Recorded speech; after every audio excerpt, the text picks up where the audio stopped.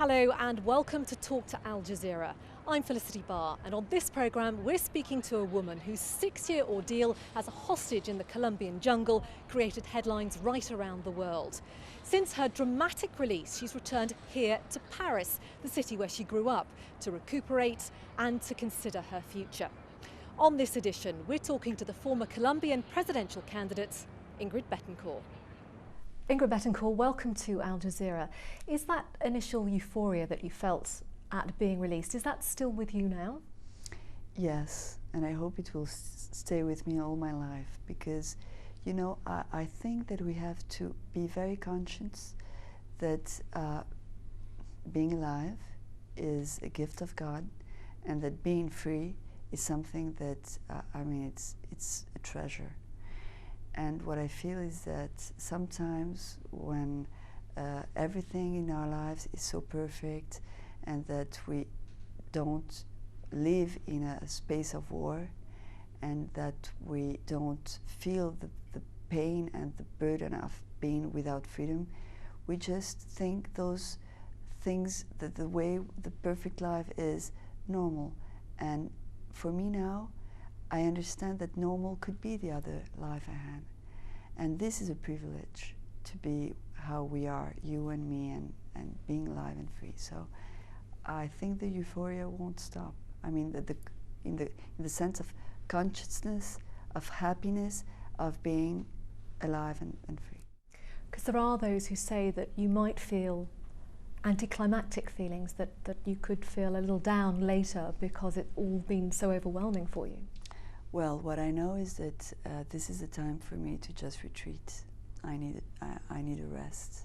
You know, I have been, since my release, I have been very available to everybody, and that is nice and good, and that's what I wanted to do. But now I feel that I have to be careful with my, I mean, perhaps physically I can manage it, but I think that emotionally I need to be,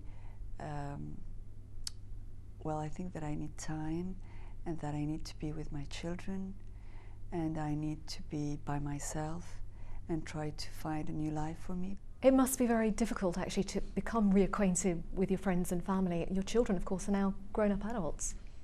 Well, that's one of the points. That before I was a mother that was taking care of 2 children, adolescents at the time, and so my role was different.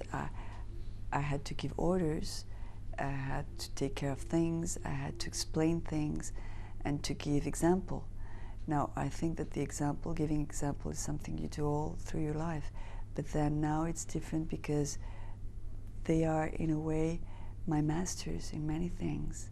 You know, they have grown spiritually in their combat for my freedom, and they have been so successful, and they are so, I'm so proud of them. So now that the relationship with my children especially has to be different. I mean, the love is there, but then the type of relationship has to be constructed again. It was an extraordinary, dramatic rescue. We've all seen the pictures. But there were rumours that did circulate afterwards that it was a staged operation, and in fact a big ransom had been paid for your release. Do you think that is in any way possible? I don't know. And for me, that's not the important thing. What I lived is so real. I am convinced that the guys who did the rescue put their lives at risk for us. For me, they are heroes. So I think there is, I don't know, perhaps somebody, I don't know. And I don't think that's important. And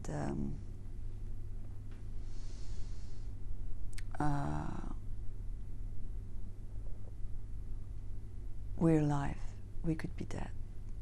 And what they did was extraordinary. Physically, you seem remarkably well, but the videos that we saw of you just a couple of months ago, you looked very sick, very frail, very thin. Were you very ill at the time? Were you given any medical treatment at all in the jungle? Well, I was very frail. And I think I was very close to death in one point of that hardship. The problem is that the illness I had, there were many kind of problems. In a hospital, it would have been a problem of a couple of hours. But in the jungle, without any medical treatment, without drugs, it just went, I was falling apart. How harshly were you treated? Did it vary according to who was your guard at the time? I think there was, I think it was hard all the time. You see, when that question is asked, I always have a lot of scenes in my mind that crosses my mind. It's like reviewing a tape, and I always try to feel if I'm gonna be able to talk about that, and when I'm trying to put words on that, I feel that it's like I'm not ready to talk about it. It's like I think it's gonna hurt too much to talk about some things. I think I'm not ready yet. I'm sorry.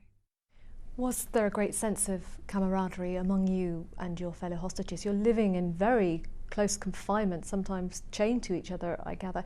It must have been difficult at some points. You must have got on each other's nerves, argued, things like that. It must have been very tough. Yes, it's tough.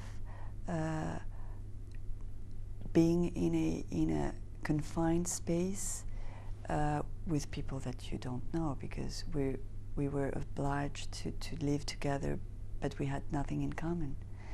So, but I think it was also very, it was a source of richness, a spiritual richness, to be able to understand many things about the human condition.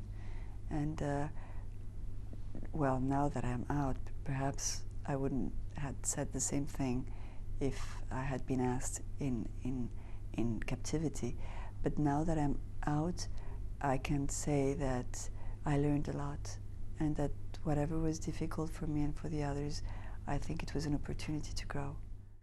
Is it possible to say how you feel about your captors now? I know it's so little time since you've been released, but are you able to put into words how you feel? Yes. Well, there is like a decision, and then there is a feeling. The decision is to forgive. I think that's a priority, and to say it. You know, words are magic. Words convey and transform. If you don't say that you forgive, you cannot forgive. So you have to say it. I forgive, and then it's like a massage in the soul. And then afterwards, you have to see how they are. And for me, it's like feeling that I'm so lucky, and all what they did was so, how to say this, useless. It was to be cruel, and it was useless. Didn't get them anywhere. It didn't get them anywhere. So I feel kind of pity. I feel that they must feel guilty, perhaps, humiliated, all those kind of feelings that we all human beings go through. And the only thing that I hope is that God will bring them to a stage in their lives where they can be better human beings.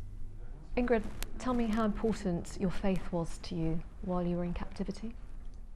It was perhaps the most important thing of all. And you know, I want to tell you something. Here in Paris, I had this amazing experience of being hugged by everyone in the streets. And once I had this Maroc family that came and say hello to me. And then the lady, that I suppose the mother, she said, you know, Ingrid, we have been praying for you every day, every day, every day. And you know, we don't pray the same God because I'm from Islam. And I said, no, it's the same God. Your God is the same as mine. And she then turned to me with her eyes and she said, that's true. We pray different, in different ways, but it's the same God. And I think that's something, for me, very important, that we could just feel that there are no differences. I mean, religion, language, the country we come from is not enough to keep us apart. We are human beings before all, and there's one God. There's one God for all. Well, we're going to take a very short break right now, but coming up in the next part of Talk to Al Jazeera, we'll be speaking to Ingrid Betancourt about her hopes for the future in Colombia.